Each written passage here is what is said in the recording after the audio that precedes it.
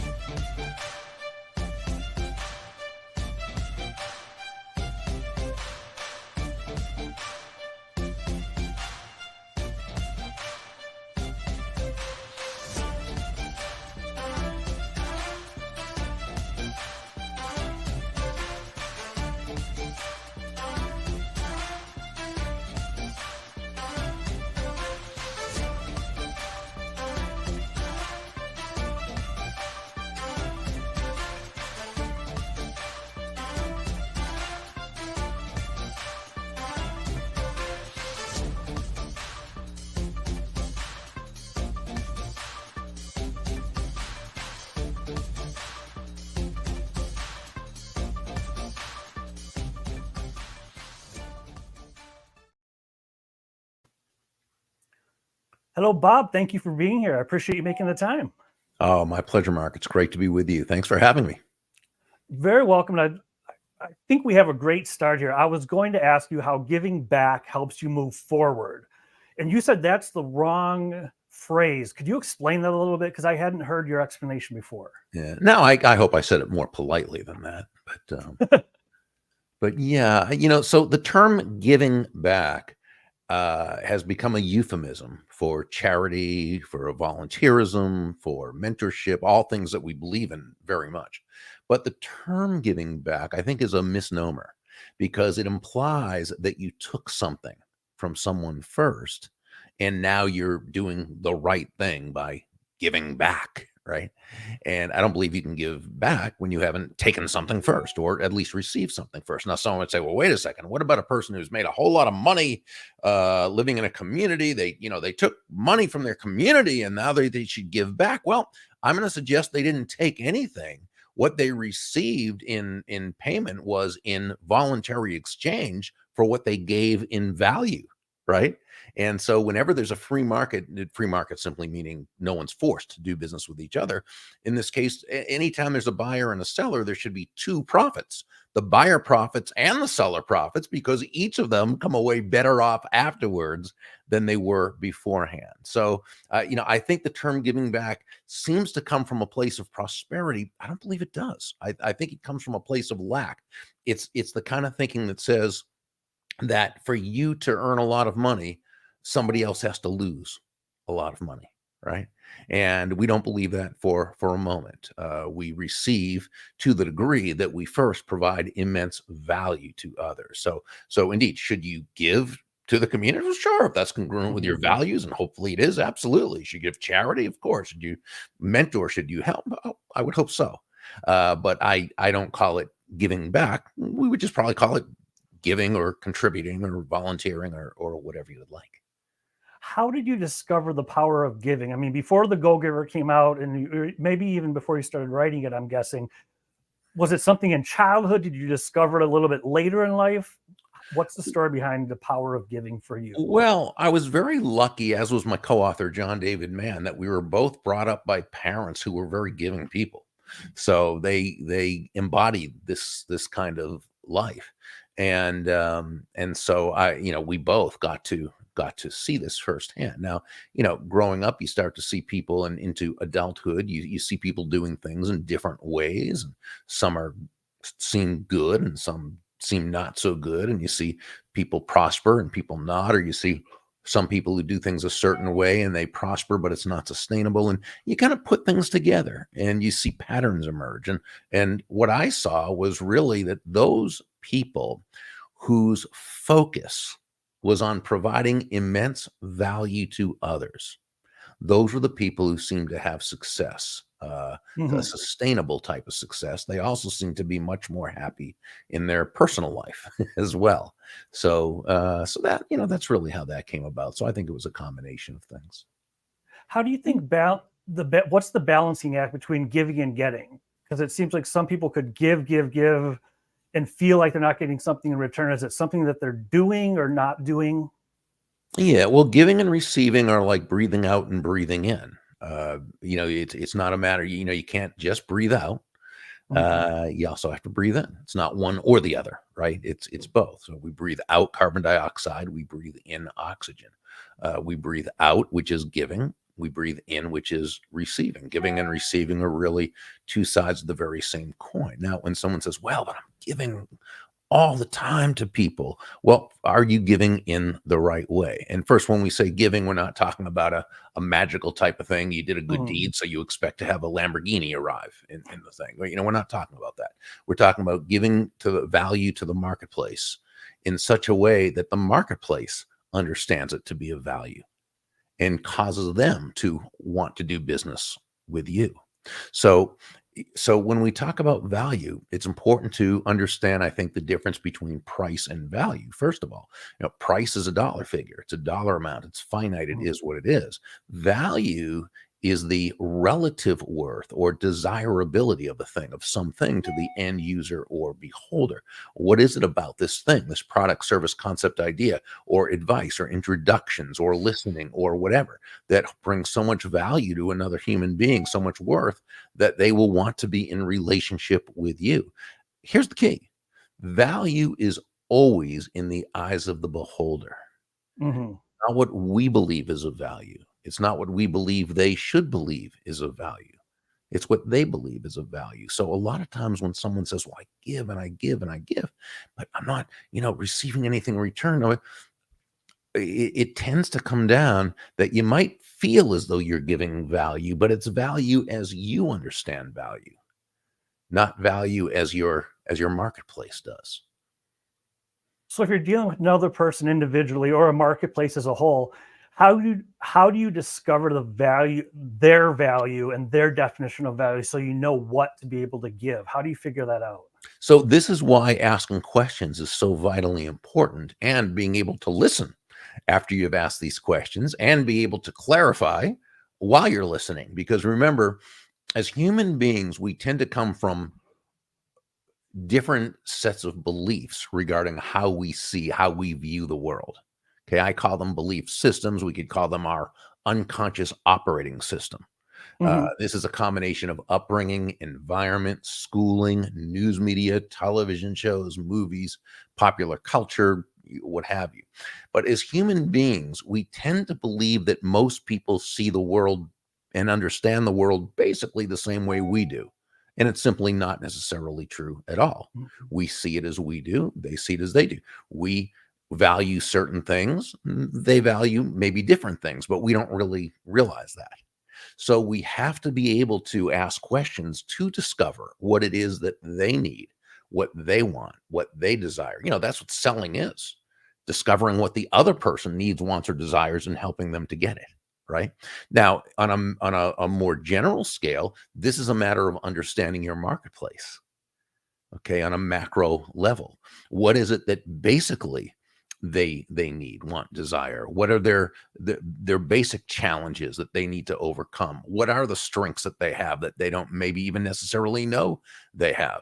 And so so there's that little bit of a difference, that you got to know the marketplace as a whole. Your demographics, your psychographics, whatever graphics. Mhm. But also, when you're dealing with people individually, you need to be able to go deeper because they're individuals as well. How do you go deeper? Is it just asking better questions? Because there's Mhm. so many people that just want to talk about themselves and they're thinking about what they're going to say next. How do you go deeper with somebody in a meaningful way? Well, you ask them questions about themselves that will help elicit the answers that are going to help you to help them. Now, there's different kinds of questions. There are the rapport building questions. That's going to help you establish a relationship with someone. But then there are the discovery questions, and the discovery questions are what are going to help you, as the name implies, discover what they're looking to accomplish. So, uh, so it's a matter of knowing the right questions to ask, which you will do since it's your business. You know what I'm saying? Mhm. And you're going to start to know. Now you'll learn it from other people who have also been in the same business and have been successful, but you'll also start to figure out and see patterns. What are the questions that you're asking that really elicit that person, letting you know how to help them? And it all begins with, of course, the know, like, and trust aspect. To the degree that they trust you, that's the degree that they're going to feel very comfortable and safe in opening up to you. Is there a way to accelerate know, like, and trust? The way you accelerate it is by focusing totally on them from the very first time you meet them. I often talk about when I started in sales 40 years ago, and I was on the phone doing my prospecting as well as relationship building and selling. And I've often said that, one thing I discovered very early on is that nobody ever hung up the phone on me while they were talking. Okay.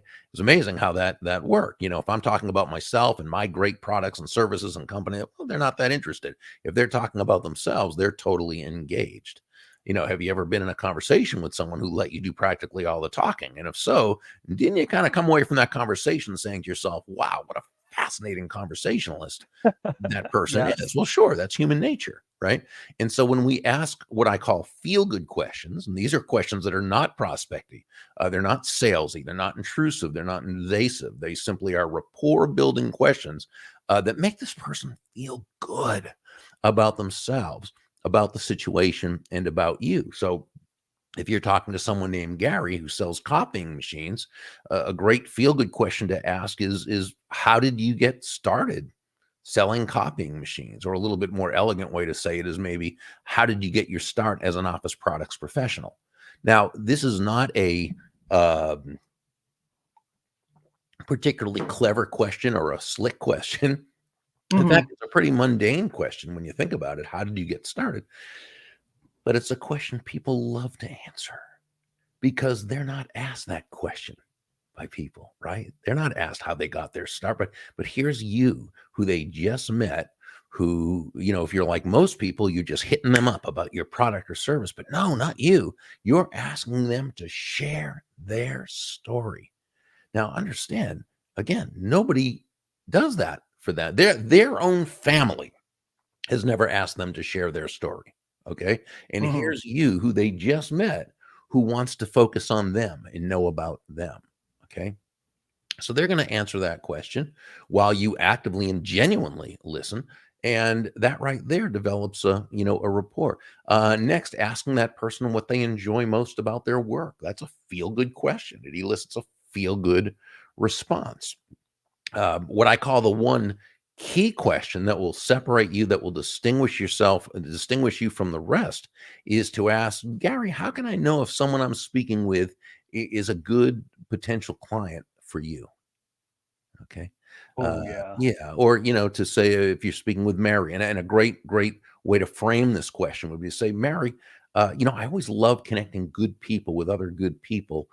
Tell me, how can I know if someone I'm speaking with is a good, potential client for you? So this is a question that again, has separated you from everyone else they've ever met.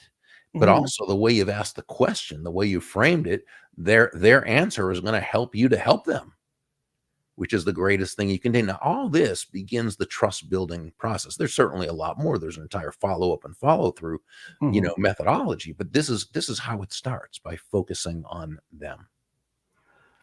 So by focusing on them and accelerating the know, like, and trust factor, if you have a big idea, whether it's starting a business, making the next sale, or hitting a certain number, how do you enroll them to support you? Does it just happen naturally? Do you just move away from the people who don't ask you about yourself? Is there a way to enroll them in a mutually beneficial way? What does that look like as far as Well, getting I, I involved? I probably wouldn't even start during that first conversation if you've met them somewhere outside of, if you've met them at a party or some Mhm. local function or a charity event or wherever. Now, if it's a prospecting situation, well, that's a little bit different. If you've called them on the phone, or if they've responded to something online or whatever, while sure you go into you begin with the feel good questions to the degree that that's appropriate, you're going to probably get more into the discovery in terms of their needs. Again, this just depends on the situation. What I would absolutely do is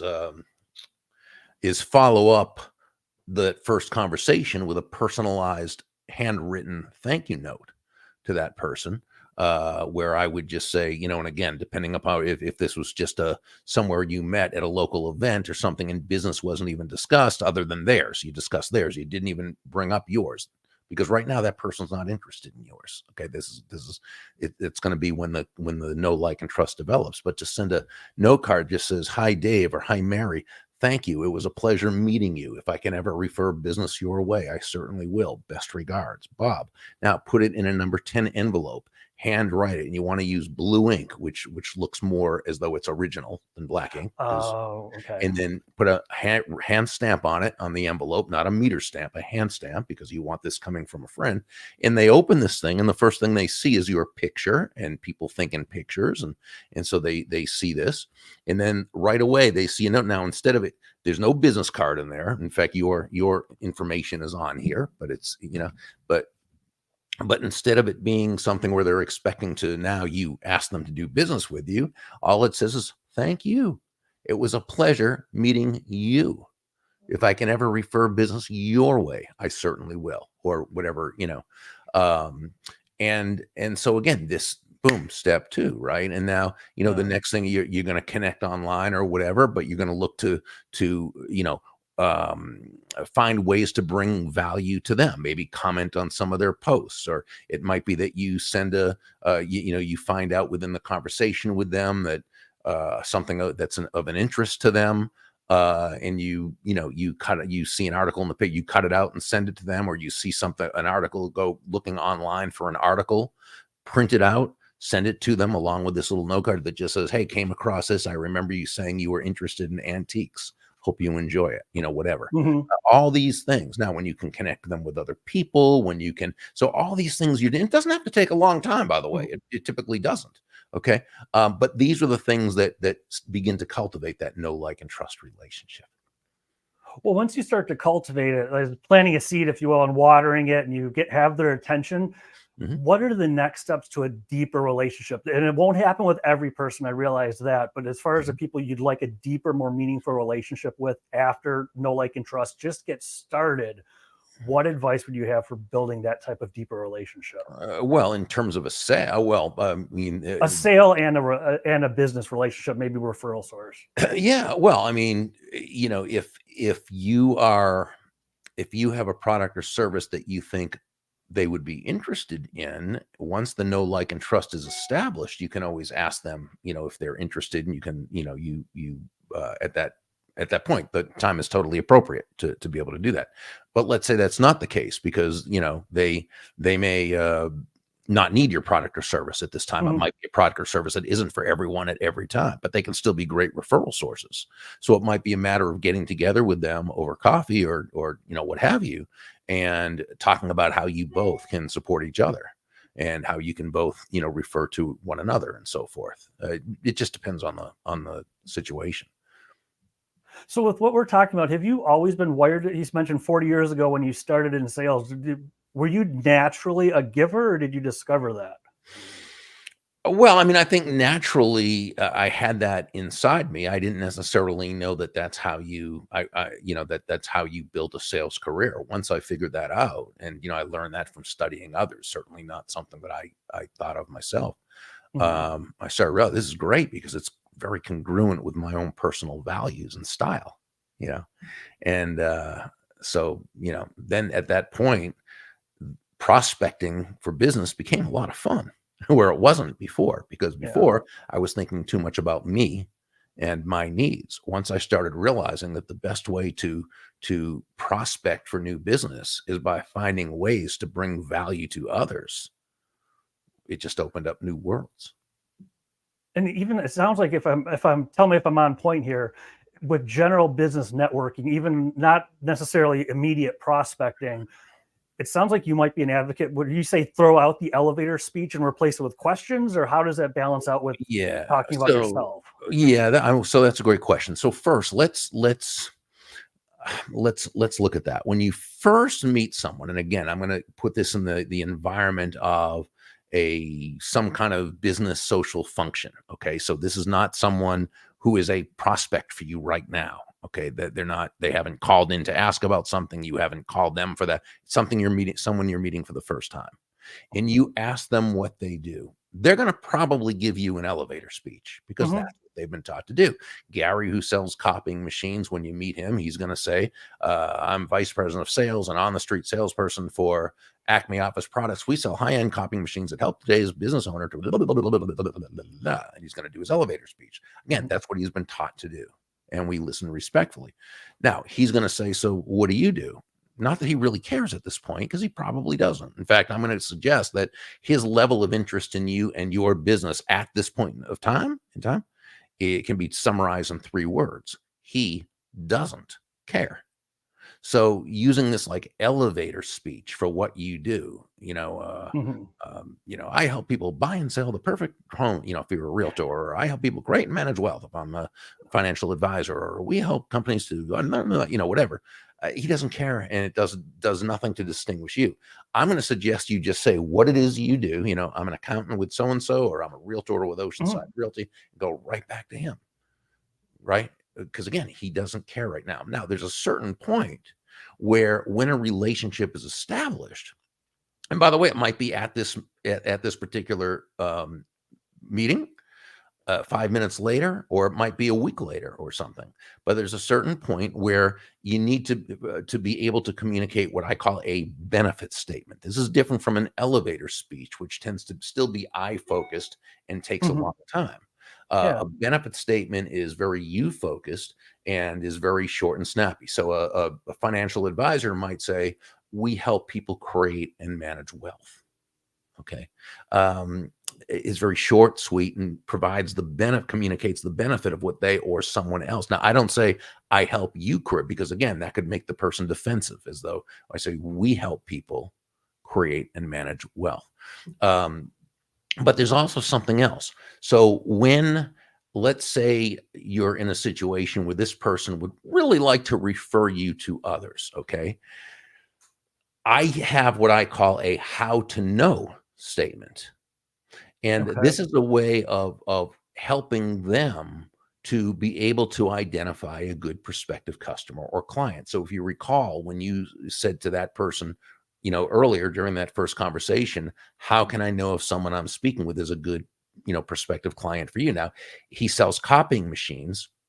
So he doesn't tell you about the bells and whistles, but he probably says something like, if you're ever in an office and you notice a copying machine, and next to that copying machine is a waste paper basket, which is filled to the rim and overflowing with crumpled up pieces of paper, that's a good sign that copying machine's been breaking down a lot lately, and that would be an excellent prospect for me. So he's told you how to identify that person, right? So if you're let's say you're a realtor, okay, and this person would love to be able to find you business. They want to look out for you. They're looking, and so let's say you specialize in you know, um, let's say you specialize in selling very high end new homes in a certain area of town.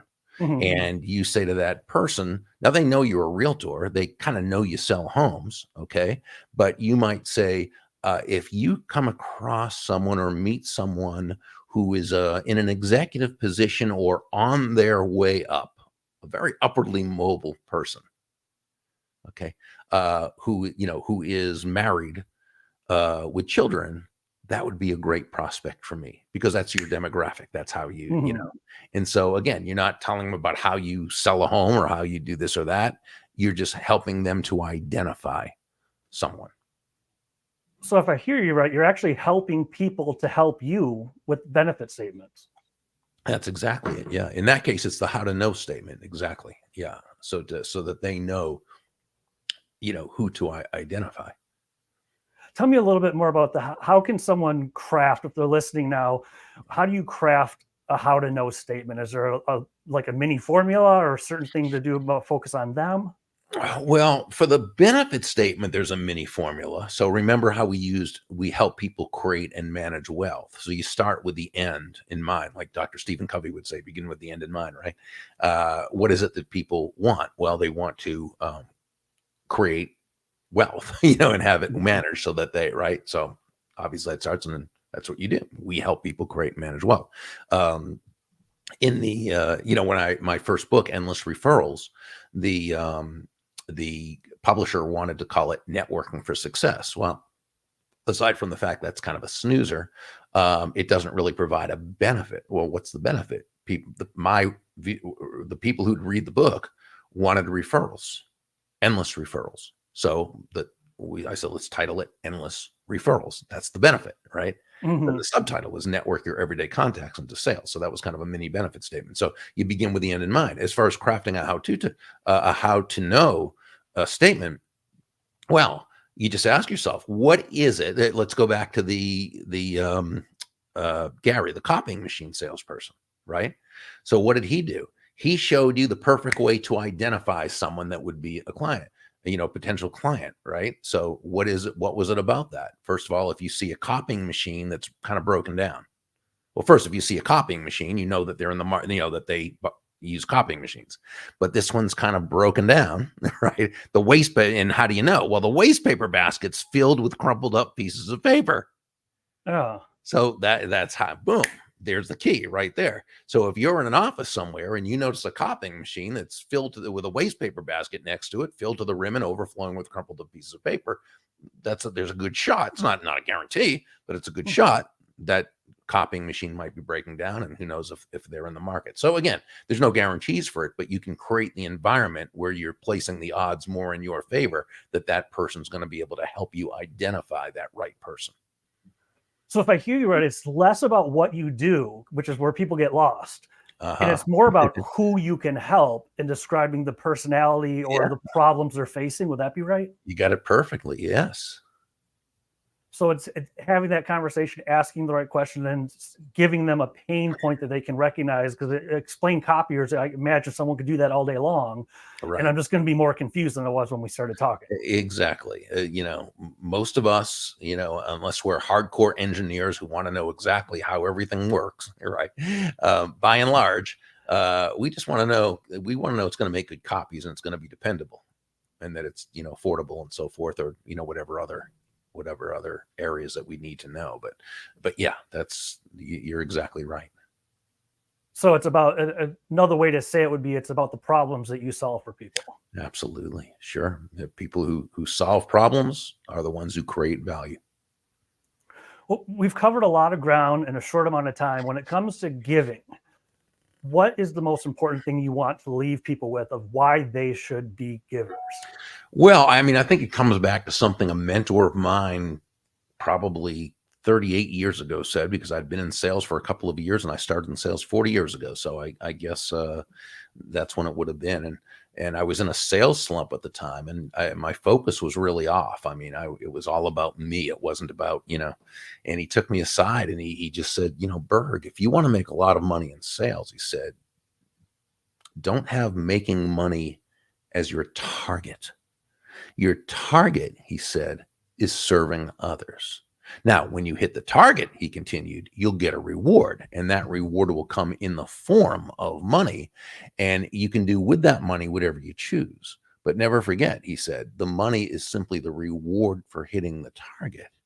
It isn't the target itself. Your target is serving others. And what that really said to me, Mark, was this, that great salesmanship is never about the salesperson. Great salesmanship is never about the product or service, as important as those are. That's not what the sale is ever about.